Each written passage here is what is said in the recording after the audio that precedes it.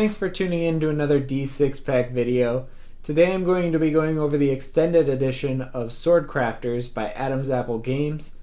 And if you appreciate this video, we would love to have you hit that subscribe button. Also follow us on any of our social media at D6 Pack Podcast on Facebook, Instagram, Twitter, and Twitch. And with that, let me get to the game.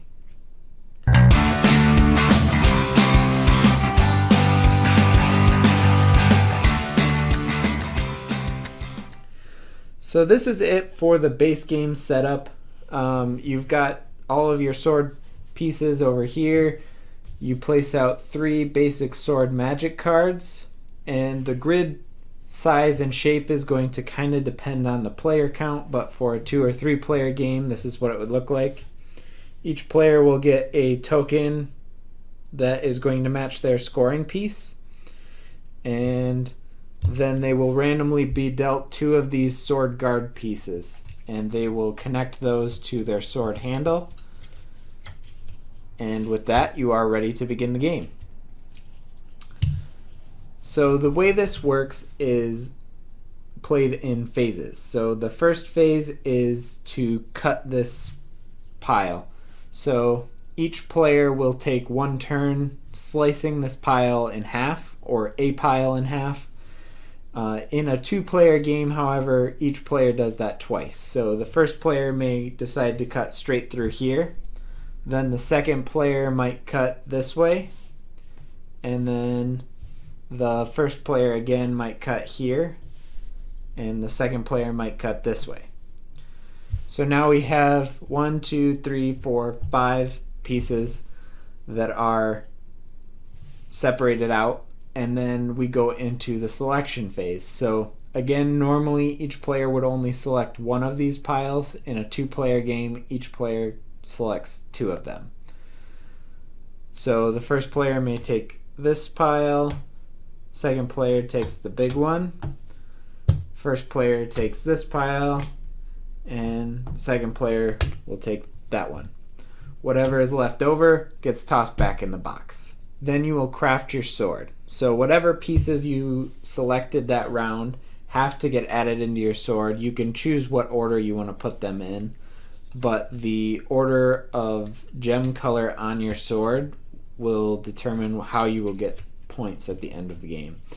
So I am not doing this to get points, just to put them on the sword so you can see kind of how this is getting built up. And at the end of the game, like I said, the different color matches will score you points in different ways. Then you set up the grid again and repeat the process over. You do that 6 times and then you do points. First, you'll get points for having the longest sword, which can be determined straight by putting your sword on the table flat and then seeing whoever's is highest. Then you will also get points for the quality of your sword, which is determined by the longest consecutive run of a single color. So if, for example, I had 3 blue in a row, that would be the determining color for quality of this sword. And you would get 2 points per tile in that run. And you will do that with each side of the sword and total up the points for it. Then the last thing that's going to score you points is your sword's magic, which are these cards out here. So in this game, whoever has the most green will get 6 points. Whoever has the most yellow and green added up together will get 8 points. And purple and red together will get 8 points. Now, I mentioned in the beginning of this review that this is the extended edition, but what I've shown you so far is what comes with the base game. The extended edition comes with 3 modular mini expansions.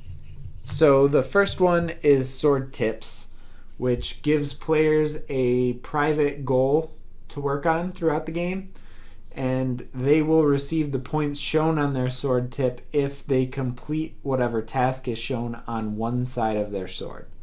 There's also a Sword Mastery expansion, which adds these monsters into the game, every round you'll put out 6 new monsters, and this adds a 4th phase to the game. So after you have built your sword, each player will have a turn to determine whether or not they can defeat one of these monsters, which is determined by the gems that are shown on it.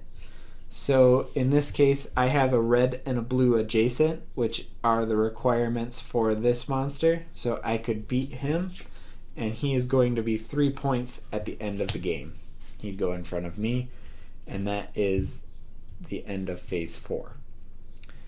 The final expansion adds relics into the game, which is going to change the way the board is set up a little bit. In each corner of the grid, one of these sword relics will be placed out, and if you claim one of these as part of the partitioning, you get whatever bonus that relic awards. So this one, for example, says swap any 2 sword tiles during the selection phase. So if there's just one little tile in a grouping that is making you hesitant about collecting that group, you could use that to swap those. These are one-time bonuses, so that would be kind of limiting. But Sword of Fury, if you collect 3 of these relics, that's worth 10 points at the end of the game. Sword of Reckoning, you get 4 points if you get 1 of each colored gem. So that's it for Sword Crafters. Let me tell you what I think.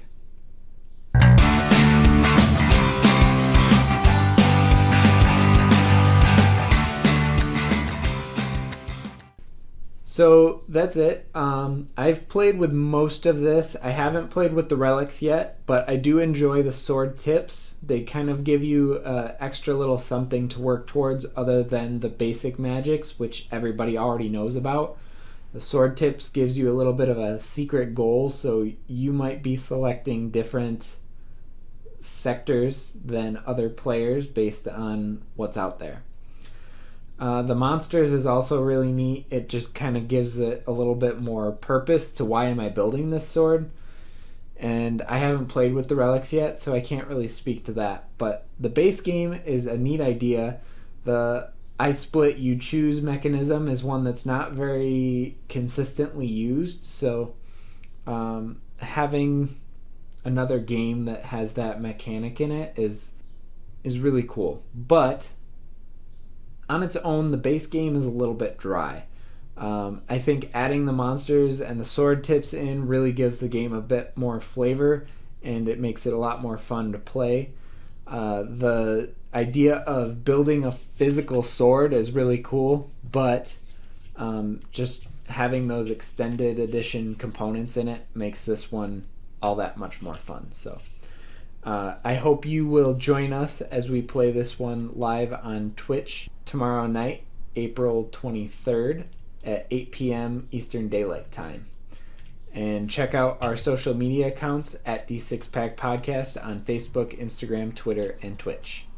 And with that, thanks for watching. Bye.